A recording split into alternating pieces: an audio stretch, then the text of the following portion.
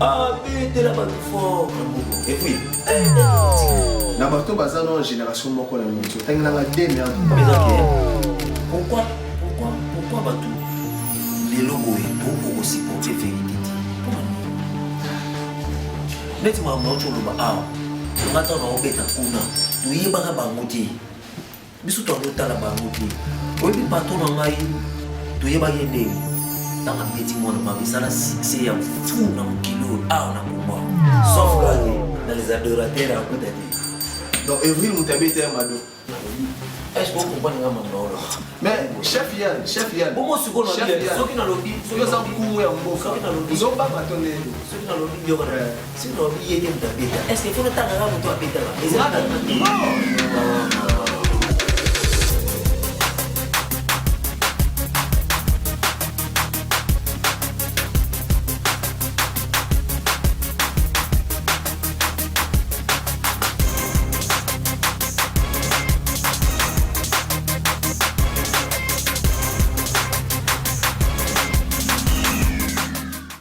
Bienvenue chers internautes à notre tout premier numéro et émission Autre Facette.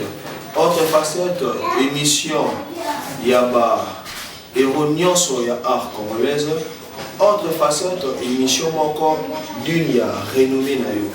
Donc on a vraiment le plaisir de représenter une émission à Autre Facette. On a invité notre chef Yann, le chef d'orchestre. Et on a vu sur moi filé, sur les salons parce que les gens qui font la fierté à art, Congo et la musique congolaise, on a ça, mais héros. Être présent à la chapeauté, tout balade, c'est pété. Déjà, tant que je les fais, tu es héros pour ton pays.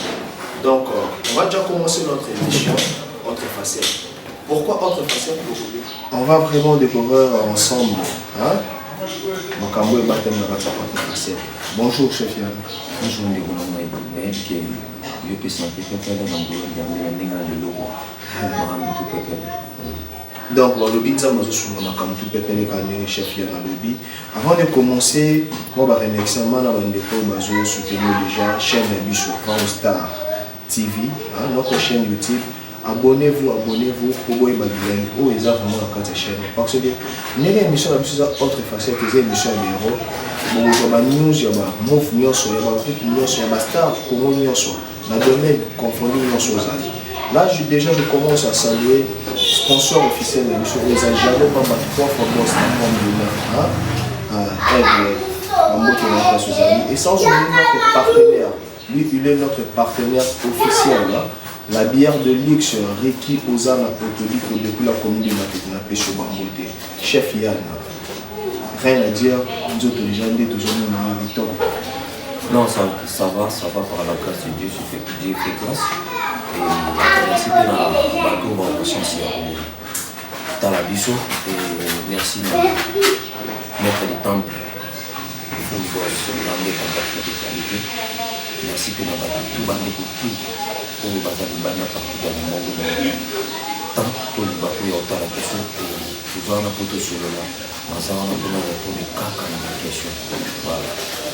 Le chef Yann nous a bien dit que non, Azawana pour répondre à la question. Je suis votre humble présentateur, Van Star. Je suis juste là pour faire mon travail. Même dans le cinéma, nous sommes là pour nous savoir ça là. Déjà chef Yann to bani ma on société ba biso to yebi chef Yann to yebi ba op ba yebi mais ça ba ne ko susu bazo tala biso ou peut-être azuli ba ko na yo mala biso so pour qu'il vraiment se présenter par les téléspectateurs et par la chaîne internet le biso ba yebi vraiment oyo aux années ouais si et na bato ba yebi na éviter c'est bien mon chef Yann, chef d'orchestre au sein du groupe des adorateurs de la Rumba congolaise, c'est bien mon fils, voilà, chef Yann, tout le monde ensemble, ouais, on est à donc voilà. Comme il a bien dit, mon nom a joué il y a un chef Yann, donc rien à dire, c'est vraiment valider tout le monde en salle, une dimanche, chef Yann, est-ce que grand public bandeko baotala biso bakokoya na biographie ya chef Oui, donc sur la propos de un parcours musicalement. Ouais, avant tout qu'il y a un parcours musicalement, biographie déjà aux amis sur le plan familial, Libota, tout ça.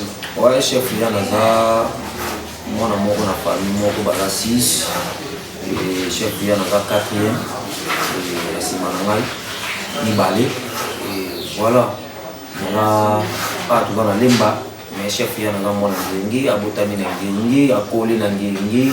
Chef yana bani mamba ofute la pale na ngingi et lelo des à la dessin lelo na gasko na lemba voilà presque moi de vous fina wana père na mère papa azali penda aza suspect et maman d'azali donc voilà c'est un peu ça donc voilà mais presque surtout bandeko na tanya tout ça surtout tout ça voilà.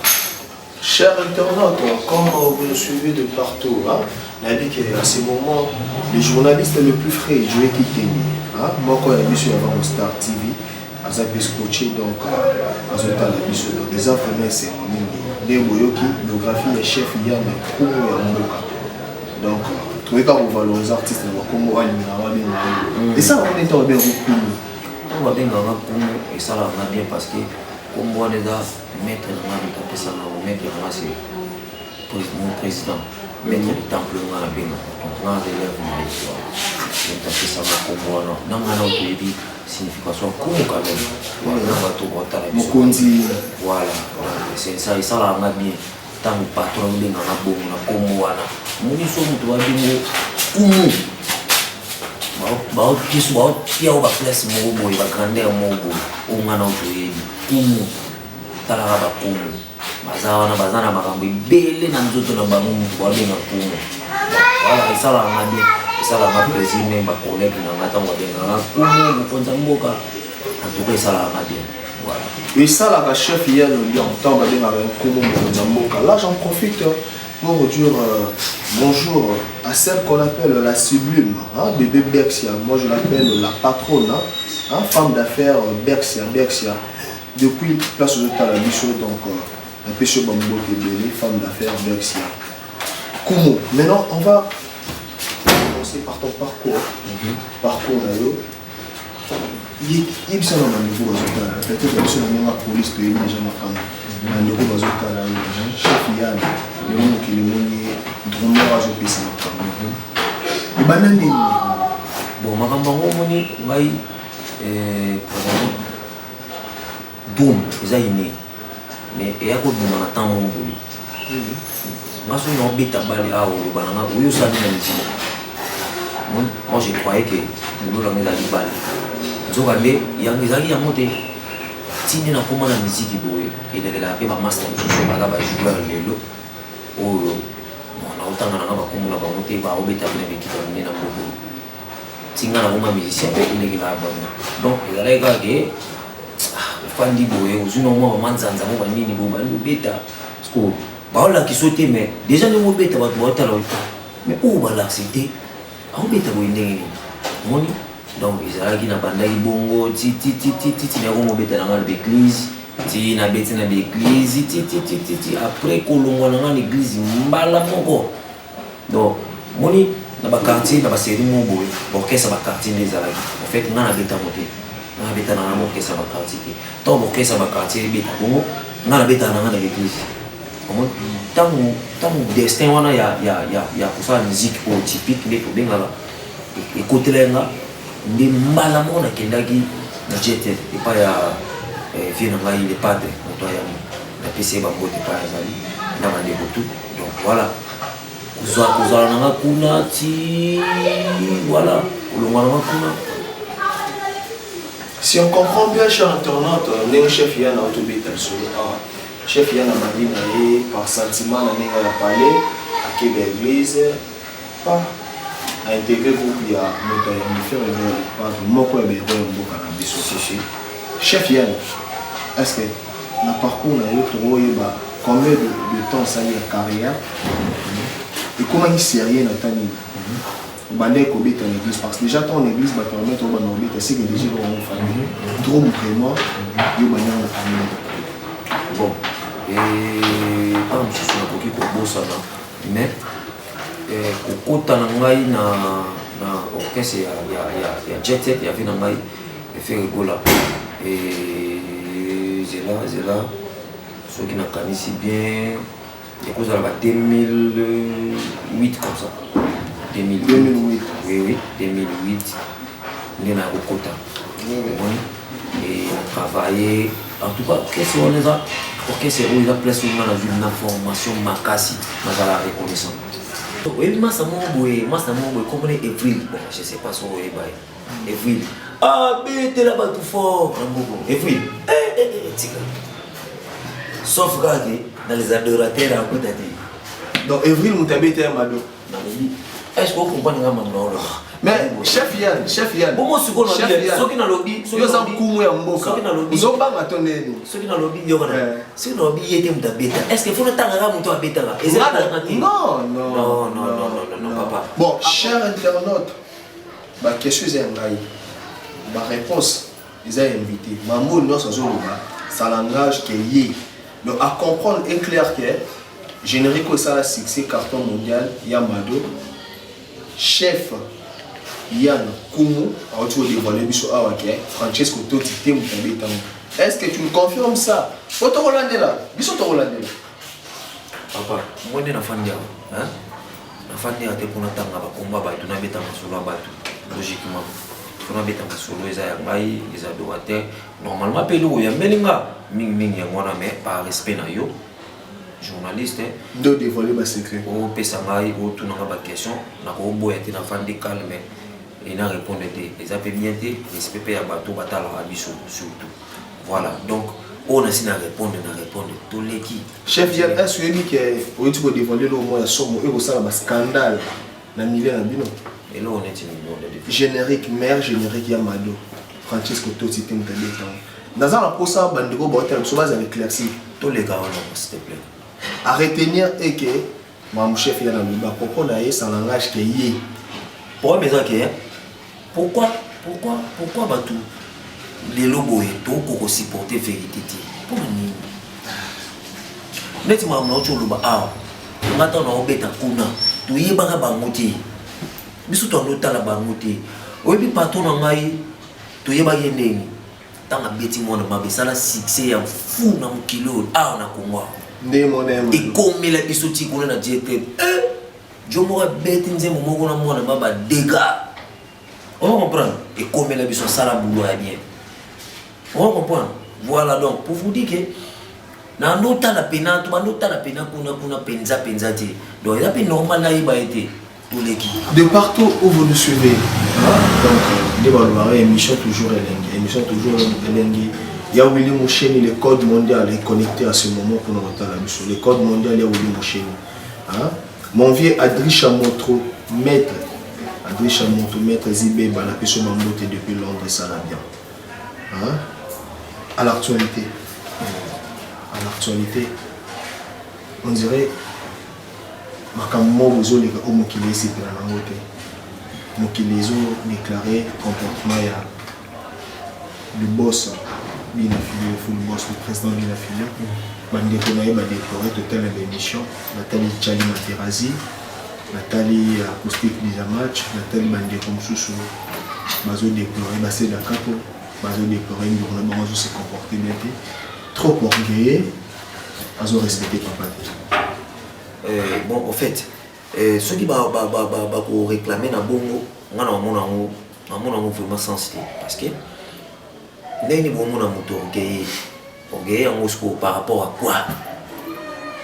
Orgueil nanini parce que nous avons monté jusque là parce que tant que les gars na TV tant que kumisaka oyo azali lelo tant que kumisaka oyo nzamba opiaye tant que kumisaka mwanda ko nzamba pied tant que kumisaka mutu ko nzamba pied tant que kumisaka sixo nzamba pesi parce que bolinga alo ba oneti ndeni alo ba moté nzamba pied au succès yozo fandi mais faut yo loba moki nzamba pied na succès soki nzamba pesi ndako faut yo loba ke non nzamba pied nga ndako pourquoi na l'église ba bakena témoigner liboso ba fula bato pourquoi pas soki ka mutu neti un musicien aye ko pesa nzamba merci pour na ba oyo azali nango lelo nzamba pied et comme ara neti orgueil orgueil par rapport à nous. Gars orgueil à vous manquer nani.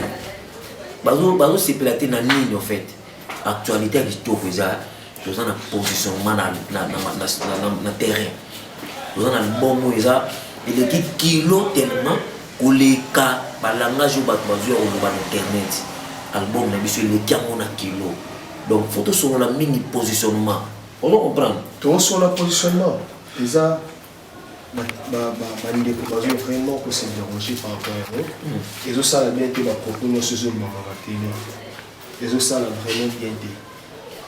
Hein? Crimo ils ont venu l'orchestre na nous ya hippo. Hippo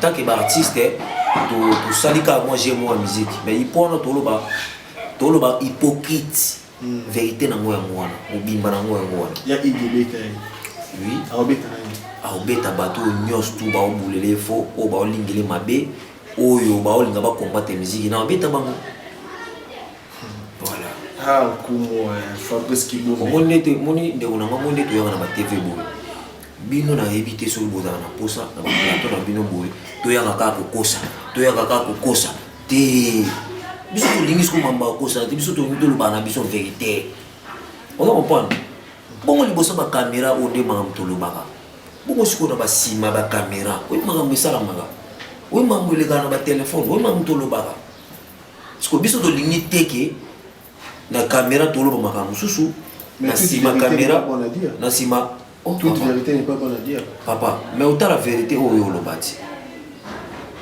otala vérité oyo oloba ti soki yo kabelinga lipa na yo oloba na bato nini okabelinga kwanga na yebisa bato okabelinga lipa te soki yo tubinga ofinginga quelque part nga na yo yebisa bato kena obetela nga maboko te na yo yebisa bato kena afinga nga la vérité.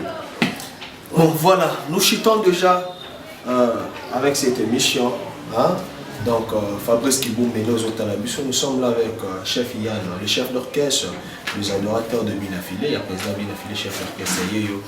Les adorateurs de la rumba congolaise. Les adorateurs de la rumba congolaise de Binafilé. Voilà. Merci. Hein? Monsieur Labière, Riki Ozana, Chico Mutombo, partenaire, Naïbika Minutsu Boumana Nabiso. Donc vous êtes vraiment connectés à Nabiso. Chef Yann, nous allons déjà vers la fin de notre émission. L'orchestre Binafilé, il y a un salaire? Non, non, répondre au bout. En tout cas, salaire comme tel, et fin du mois, qui est ok, aux unis. En tout cas, la musique n'a pas il a la peine. Sauf que, ce qui est leader ala bien. Leader aïba azwa muzu ya passe libre ba muzu ya passe aïba passe ba nipa mais muzu ya passe se mela bien sur tout cas voilà moni ma obeta moni ma actualité obeta yango wana ils ont un exemple mo ya rolanda na ninga lelo boye on comprend c'est tout beti biso ko tout comment que avant que tout beta concert net sur tout beta samedi biso tam so jeudi da to so ba enveloppe na biso moni kutu ya munene sur ya mutu ya juste oyo elekela biso à part ba concert wana boko fanda boye arrête boko boye surtout ka nini chef non joano loko okabona ba ya sans concert au fungola na boye vraiment soni bokabolo mpe kitoko et l'équipe ko tout sous enveloppe pour bozara pour beta ndoli vraiment ezaka ba saleli ezaka différent par rapport que mutu na mutu ali ngasa makambo ningi ya mo lela sa makambo na le salaire comme tel à la fin du mois ils ont raté au moni lelo dans le logo oyo patron na biso full boss auto pesa que merci chaque jour papa maybe combien d'années on a calculé en temps bon mutu ok no boule tam susu ne na sali ba ne belé a tam susu et na reçoit PK na suite mais place mo ben sali ga 2 ans vraiment na koti makala na mutu oyo yanga na kombo na eza ba grâce na mutu ba biso to vivre na grâce so ça succès na grâce to zo bandaku na grâce to zo koma stable grâce voilà. Cher internaute, je viens de le dire vraiment clair qu'il n'y a pas un salaire, mais à chaque contrat, cher contrat pour l'orchestre, artiste nous sans aucun, enveloppe naé, si. pour la solo. Donc là, ça fait vraiment plaisir à aimer Condé d'Afrique. Là, ça doit être la mission. Plaisir vraiment à Kassi. Tout le monde qui est déjà dans le souka. Et mission à mission. Vraiment des questions à mon chef Yann. Sois franc avec nous. Vous êtes chef d'orchestre. L'orchestre nous a déjà considéré. L'orchestre en est parce que des disques déjà, ils ont gagné bien. Aujourd'hui, dans la musique congolaise, l'artiste est nous aussi la fierté. Presque tout le monde. Oui, presque tout le monde a aussi la fierté. Il y a la musique qui est bichou. Moi, je n'ai pas pour parce que nous sommes surtout au boulot, nous sommes à la carte, nous sommes à la coup, donc si on a commis pour on est comme ma bé. Nous sommes à la musique. Alors ça la boulot kaka pour nous tomber dans le coup donc voilà tout ça la boulot bien ndenge et sengeli naé pour nous tomber dans le coup voilà. Koffi Olomide pour vous Azanani à représenter Rani la vie on a bala patrimoine blaguité bala bato mo boy ya protéger bato ko la ko ba na biso we ransom batulokola kubanga biso susu jibe piana batulokola ba elmara vela biso fali batulokola ba ferigola baza bato protéger baza bato basala fierté ya makasi basala kutu ti lelo basala baza ba icône ya musique na biso basali nzela po biso tosala po tosala lelo voilà. Voilà, chers internautes, vous êtes connectés de partout, vous êtes à la mission. Et n'oubliez pas surtout de vous abonner à la chaîne Mission Vamos Star officielle et en plus activer cloche et notification pour chaque de nos côtés à la chaîne aux alas en ligne pour nos côtés vraiment. Là, j'en profite à dire un grand merci à mon oncle Didier Fataki et notre maman Didine Fataki depuis Paris, sans oublier à ma tante une chérie, à ma tante chérie, Suzy Fataki. Nous allons déjà vers la fin de notre émission. Vraiment, merci à tous ceux qui nous soutiennent. Tout le monde qui est dans le mais il y a encore une dernière question pour te poser, chef Yann. Chef Yann, ils ont une question sur l'émission, vous avez beaucoup parlé. Et puis, je crois bien, mon Mumba et Otala, Makamo Lobby et aussi l'analyse. Les dernières questions, c'est nous avons musique les autres, tout le monde a Afrobeat. Et comme il vraiment makasi ba générique na biso on dirait musique na baba et comme suka na rumba na place ba générique ba DJ ba beti ba afrobeat na ba décalé na bango différence wana et là on est de ça comme bon bozoko quand les ba générique qui ça va générique c'est bien non moni ba de na biso ya ba ivoirien ba tout ça qui va réinitier le combat. En fait, dernièrement, on a solo na téléphone, Guilhem Moulenda. Merci mon vieux pour notre conseil. Et puis, Guilhem Moulenda depuis Suisse. Voilà, depuis Suisse. Guilhem Moulenda. Et na master Hervé Mobali. Tout le monde a appelé à Makambaboui. En fait, moni ma phobie toi non. Et ça n'ont pas assez bien na biso. Azoa pas assez bien na biso. Ma tombe le mosco vitesse. Moni biso be on se tomber à mon vitesse, va vimbi jusqu'au grosse caisse. Moni, ils en ont rien bisou. Mais on a déjà là, au moins t'es moi déjà bien. Au moins l'imoussamo, sur taliba générique, monsieur bien appelé, ça va. Venez bisou, du cap à auto bibi ça bon, moi on a les choses cafou. Moni générique ya président Wata. Moni ça va. Donc ils en ont rien bisou. À tout moment où on a la possibilité de récupérer, nous facilement, sans problème. Voilà. Sans problème, comme tu viens de le confirmer, le chef Yann impose donc, comme déjà à la fin de l'émission de la mission.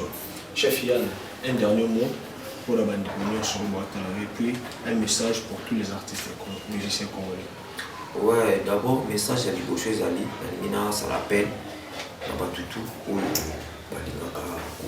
La bango, ça la bango dédicace, bango et tout. Cette fois-ci, maître du temple, full boss, bien affilé, notre patron. Après, c'est Banzembo, cette fois-ci. D'ici là, déjà, on a déjà ma séance dans son studio. On a bien enregistré Banzembo. Donc, on a fait ça rapidement. Contact, et ça, plus 243, 89, 17, 78, 700. Donc, 089, 17, 78, 700. Et puis, on a aussi un fanatique, tout. Après, c'est merci, il y a la bonne musique. Merci de m'avoir consommé album positionnement. Et puis, je vais vous dire que je vais vous dire que je vais vous dire que je vais vous dire que je vais vous dire que je vais vous dire Nzembo na beta ngo mabengela que Evril te kuna makamone awa les adorateurs makamone ko tate na la salle intervention koba la tonti te ngamoko e baniti sur un petit coin on doit ko tate en fait biso to linga osalela énergie na biso moko yango mona esala ndenge esala na lilombo ke bina file no ke se ni bana ndenge na bango parce que tu utilises kaka énergie na biso. Donc merci na batu tout au bas chance à la biso. Merci na Venangai Avalopindi tour d'Europe. Nenga ba France, a pesimbote na Nikcheta, Trésor Bakala, pesimbote na GM Moussoumari et puis na pesimbote na le manager intelligent monsieur Monde Star Mondial et puis na pesimbote na moi Salonganzala. La femme qui se respecte. Jacimbaki, Maman Paradis. Jacimbaki, Maman Paradis. Jacimbaki, Maman Paradis. Moi, ça Loanzala. Alinga salité. Eh, ya Loanzala, kala na tongo, Jacimbaki. La femme de l'homme, voilà. Kitoko. La femme de l'homme, voilà, Maman Bana. Non, le Pessimbo, tu peux mettre du temple. Maman Bana. Jacimbaki, non, continue, s'il te plaît. La Pessimbo, tu peux mettre du temple. Et mon boss, full boss, garçon de qualité. CG Yves, c'est loulou, la tête bien faite. Le CG, salut. Voilà, on a Pessi Sumbote, Arnaud Wambi, l'homme. Shadrach Tsakala, chauffeur patron. Joyeux anniversaire, mon frère. Et puis, on a aussi Bluetooth. Il y a Dropenza ou il y a Balé. Voilà, donc, on a Pessi Mbote, Sousouna. Les adorateurs, mon Bimba. Et pourquoi pas Natacha Gondi. Et puis, na Fanny Chibambe. On a Pessi Mbote à trop. Donc, voilà, on est ensemble toujours. S'abonnez-vous massivement. Non. Vango Star TV. Vango Star TV n'est pas comme ça. Puis c'est là où tu n'as jamais trop fort boss. Non, j'en ai pas trop fort boss. Bambote n'aurait pas égali. Lui c'est mon frère. Bon, c'est mon frère donc voilà. On est ensemble. Grâce à Jeannot Bamba 3 fois boss, sponsor officiel, il est au coup de sur Vango Star TV. Grâce à Ricky Ozan, partenaire, membre de Salamia. Ouais, on n'a pas égali Ricky donc voilà. Partenaire officiel. Partenaire officiel donc voilà. Ok, merci. Nous sommes déjà à la fin de cette émission. Vous avez été vraiment très nombreux à être connectés pour suivre cette belle émission avec le chef d'orchestre des adorateurs de la rumba congolaise de Binafilé. Donc, on est vraiment à la souka. Là, j'en profite pour remercier tous les gens qui nous soutiennent. Qui vont au Star TV et faire la chaîne Bina Kitoko. Abonnez-vous. Émission. Il n'y a pas un problème des invités. Tu vois, donc vous voyez, il n'y a pas un problème de les inviter, mais pour le chaîne Yemouaza Star, donc Marambe qui est plein d'invités sur mon chouchou. J'en profite vraiment pour remercier la patronne de femmes quinoises. La patronne de femmes quinoises, Momo Kassi, la maman de Kenaï Jarod, mon ninga ya Maman Amida, Chature. Maman Amida, la personne doit merci Bélé. Et sans oublier Bercia, moi ça peut m'aider. Bambote belé place aux années. Mais nous sommes de partout. Merci à être là, derrière la caméra. Manassé le imbattable monsieur le réalisateur. Lui, je l'appelle, il est plus que ma confiance.